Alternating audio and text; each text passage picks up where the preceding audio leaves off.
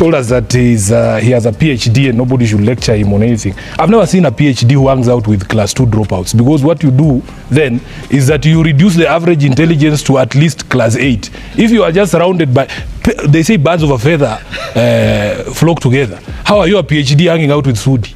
Itamko la seneta wa gatuzi la Nairobi ambaye anajulikana kama Edwin Sifuna.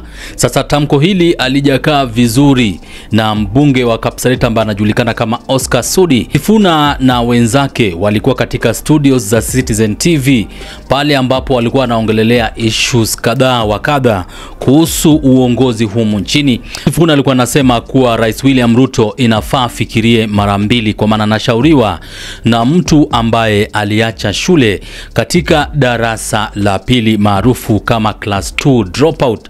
Sasa inaonekana kuwa matamshi ya Sifuna hayakuenda vizuri na mbunge wa Kapseret ambaye anajulikana kama Sudi, ambaye pia yeye amelazimika kutoa rejoinder, yani amemjibu Sifuna kiubabe zaidi. Sudi ameamua kutumia lugha ya Kiingereza.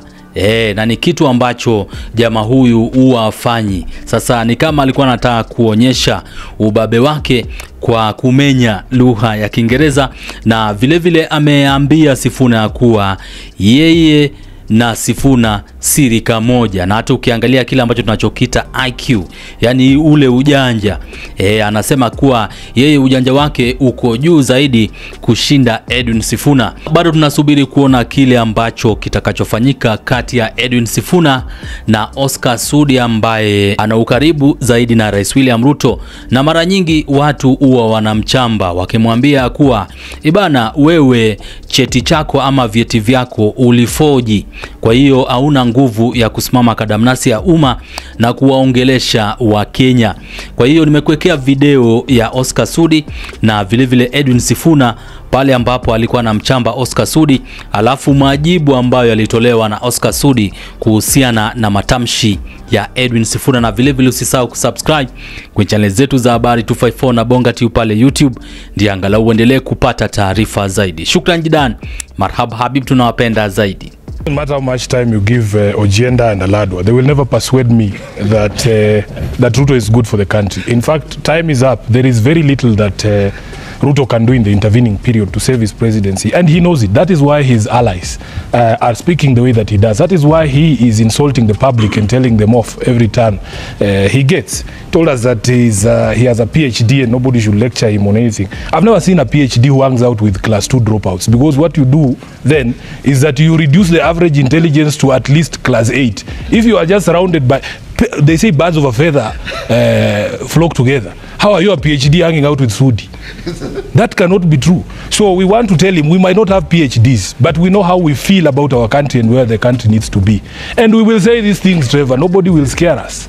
Nobody will threaten us. As I've told you, there is nothing that I have today that you can take away from me that will result in me dying or something.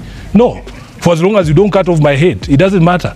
I will speak the truth as I see it, and I will say the things that I have to say, because these are the things that people are telling me to say. I don't represent myself. I represent over 2.5 million voters here in Nairobi. I don't know how many judges Ekuru represents on this show, because his stronghold is the Court of Appeal.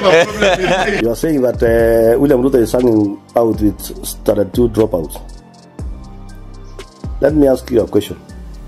Our voters, are they university? Are they graduates? Number 2, can you compare me with you, Sifuna? You know, my IQ and your IQ, it is not even a quarter. So look for somebody you can compare yourself with, or you can compare William Ruto with, but not me. I'm in another class.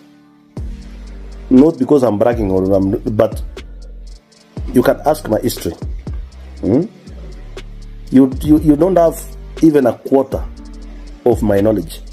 So don't be stupid. Don't talk like a kid. Oh, you know, every day you've been. It's you insult this one, you rubbish the other one. Oh, you know. So let me. Can you go and ask people or ask your friends? if and I ask them to tell you the truth, they will tell you the truth that you are nothing. And you don't reason like even a standard 4, Form 4 dropout, leave alone standard 2. Because, my friend, it is not about school, it's about skills. It's not about PhD, it's about calculation. So long as you can speak, you can think, you can see, you can smell, I don't think you have both of those things.